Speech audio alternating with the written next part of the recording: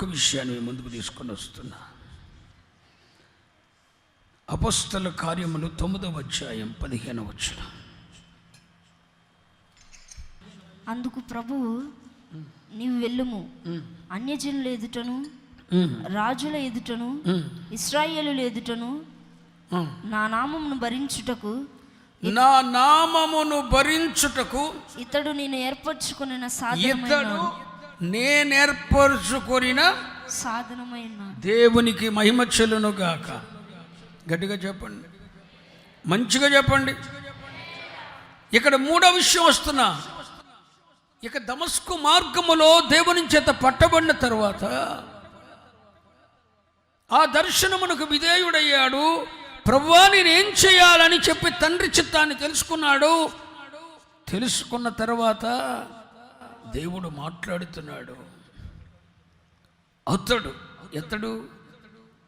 పౌలు గురించి మాట్లాడుతున్నాడు. అతడు నా నామమును భరించుటకు, వాక్యం పెట్టినానా వాక్యం, అన్యజనుల ఎదుటను రాజుల ఎదుటను ఇశ్రాయేలీల ఎదుటను నా నామము భరించుటకు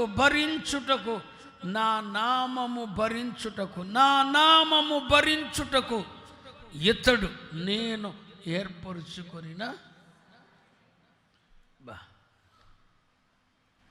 నేను అడుగుతున్నా, భర్తను భార్య భరించలేడు మూర్ఖురాలైతే, తిరుగుబాటు భర్త అయితే భార్యను భర్త భరించలేదు. జగడగొండదైతే భార్యను భర్త భరించలేడు, వద్దనుకుంటాడు. తిరుగుబాటుదారుడైతే భర్తను భార్య భరించలేదు. కొన్ని సందర్భాల్లో భార్యను భర్త భరించలేడు. కన్న బిడ్డలను మనం భరించలేము. మూర్ఖులైతే సావచ్చుగా అంటాం. మనుషులు మన కుటుంబాలను మనమే భరించలేని పరిస్థితుల్లో ఇక్కడ పౌలయ్య గురించి దేవుని ఏమని చెబుతుందో తెలుసా? దేవుడే సాక్ష్యం ఇస్తున్నాడు. అతడు అన్యజనుల ఎదుటను రాజుల ఎదుటను ఇశ్రాయేలీల ఎదుటను నా నామమును భరించుటకు నేను ఏర్పరచుకొనిన.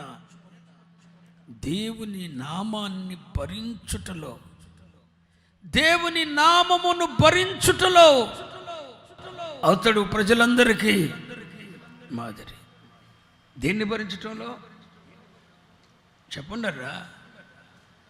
దేవుని నామమును భరించుటలో. నా వైపు చూస్తే నాకున్న సమస్యలు, నాకున్న అనారోగ్యాలు, నాకున్న ఆర్థికపరమైన ఒత్తిళ్ళు నేను భరించలేక ఇప్పుడు పాట పాడేనే, ఈ సేవ నేను చేయలేను. నా అనారోగ్యాలని, నా సమస్యలను, నా పరిస్థితులను నేనే భరించలేని కొట్టుమిట్టాడుతూ అర్థమే కాక ఈ జీవితం వ్యర్థం అనుకుంటున్న నాలాంటి భ్రష్టులున్న ఈ రోజుల్లో ఆయన సమస్యలను ఆయన భరించటమే కాదండి పౌలయ్య గారు, దేవుని నామమును భరించుటకు. హల్లెలూయా. దీన్ని దేవుని నామాన్ని భరించుటకు దేవుడు ఏర్పరచుకున్నాడట. దేవుని నామమును భరించుటకు అతడు నేను ఏర్పరచుకొనిన పాత్ర, నేను ఏర్పరచుకున్న సాధనం అంటున్నాడు. అందుకు పౌలయ్య గారు ఏం చేశాడో తెలుసా? దేవుని నామము నిమిత్తము, ఆ నామము నిమిత్తం ఏం చేశాడో తెలుసా? నా నామము నిమిత్తము నా నామమును భరించుటకు అంటాడు యేసయ్య. మరి యేసయ్య నామాన్ని భరించుటకు నేను ఏర్పరచుకున్నా అన్నాడుగా పౌలయ్య గారిని గురించి. మరి పౌలయ్య గారు ఏం చేశాడు? అందుకు మాదిరిగా ఉన్నాడా? చూడండి, అపొస్తల కార్యాలు 21వ అధ్యాయం 13వ వచనం.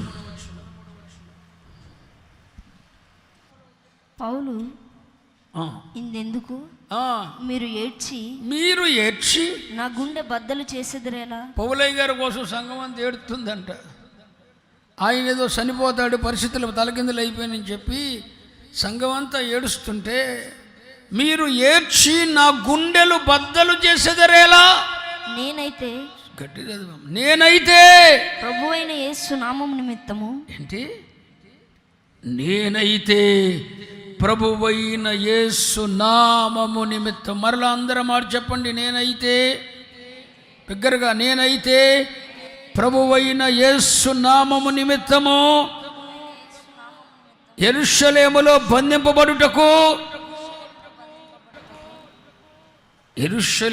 బంధింపబడుటకు మాత్రమే కాక చనిపోవుటకు సిద్ధముగా ఉన్నానని చెప్పాను. మనం ఇది పౌలయ్య గారు చెప్పింది కాబట్టి చప్పట్లు కొట్టేద్దాం. మరి మనం చేయగలమా? రే, యేసయ్య నామము నిమిత్తం, హలో, నీ కొరకు కాదు, నీ భారాన్ని నువ్వు భరించడంలో పెద్ద విశేషమేమి లేదు.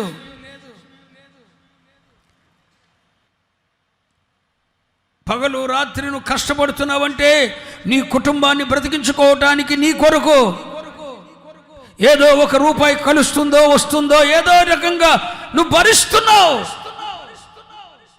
కానీ నేను అంటాను, యేసయ్య నామమును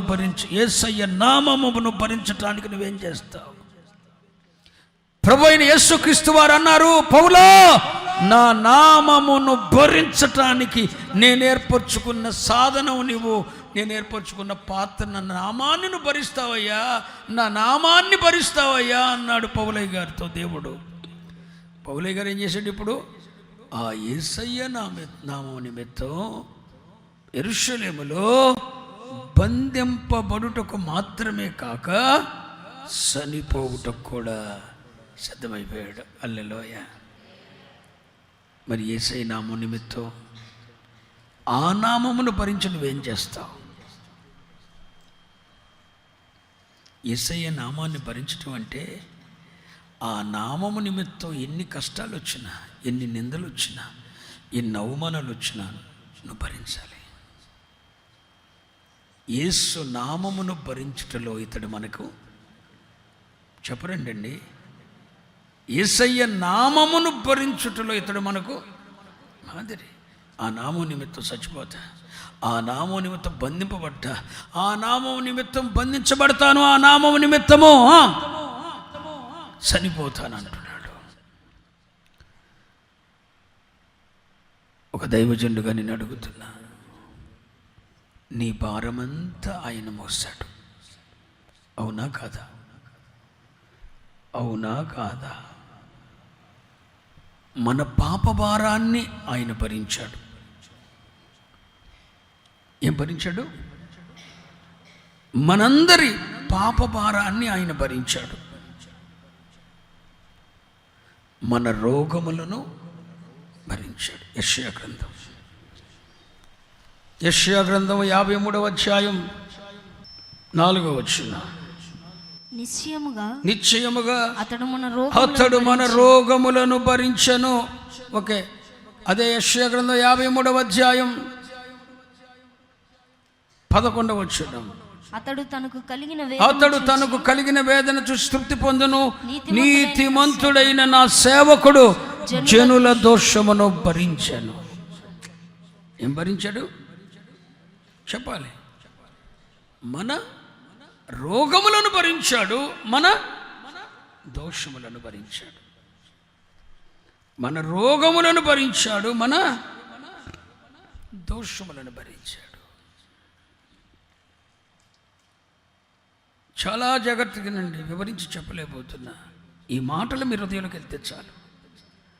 నువ్వు పాపపు స్థితిలో ఉన్నప్పుడు, నీ పాపం ఆయన ఎదుగు వచ్చినప్పుడు, నీ పాపమును నీ మీద నుండి తీసివేసి, నీ జన్మ పాపం, కర్మ పాపం, నీ పితరుల పాపం, నీ మీద ఉన్న పాపపు కాడిని విరగగొట్టి, నీ మీద ఉన్న ఆ పాప భారం అంతా తీసి ప్రభు తన మీద వేసుకున్నాడు. మొదటి పేతురు పత్రిక 2వ అధ్యాయము 24వ వచనం. మొదటి పేతురు పత్రిక 2వ అధ్యాయము 24వ వచనం, మన పాపముల విషయమై చనిపోయి నీతి విషయమై జీవించినట్లు, మనము నీతి విషయమై జీవించినట్లు ఆయన తానే తన శరీరమందు, ఆయన ప్రభువైన యేసుక్రీస్తు తానే తన శరీరమందు మన పాపములను మ్రాను మీద మోసుకొనెను. మన పాపాలన్నీ ఆయన మోసేసాడంటండి. స్తోత్రం చెప్పండి. నా వైపు చూస్తూ దేవుని స్తోత్రం చెప్పండి. మన పాపాలన్నీ ఆయన మోసేసాడంట. ఎలా? మన పాపములన్నీ తండ్రి మనం యేసయ్య ఎదుగు వచ్చినప్పుడు మన పాపములన్నిటినీ తీసి అది యేసయ్య మీద మోపాడు. ఆ నిర్దోషమైన గొర్రెపిల్ల తల మీదకి ఆ చేపలు వెళ్ళినాయి, ఆ రోగాలు వెళ్ళాయి, ఆ సమస్యలు వెళ్ళాయి, ఆ పాపం వెళ్ళింది. ఇప్పుడు మన పాపములన్నీ తన వీపుపై తాను మోసి మన పాపము భారమంతా ఆయన తీసివేశాడు. స్తోత్రం చెప్పండి హల్లెలూయా. మన రోగములను భరించాడు, మన దోషములను భరించాడు, మన పాపములను భరించాడు. ఎలా? అదే 1 తిమోతి 2:20 మరొకసారి చదివితే మీకు అర్థమవుతుంది. మనము పాపముల విషయమై చనిపోయి నీతి విషయమై జీవించినట్లు ఆయన తానే తన శరీరమందు మన పాపములను మ్రాను మీద మోసుకొనెను. మన పాపాలన్నీ సిలువ మాను మీద మోసేసాడు. నమ్మిన వారు దేవుని స్తోత్రం చెప్పండి. ఇక ఇప్పుడు ఆ పాప భారం మన మీద లేదు. మన రోగములను భరించాడు, మన పాపములను భరించాడు.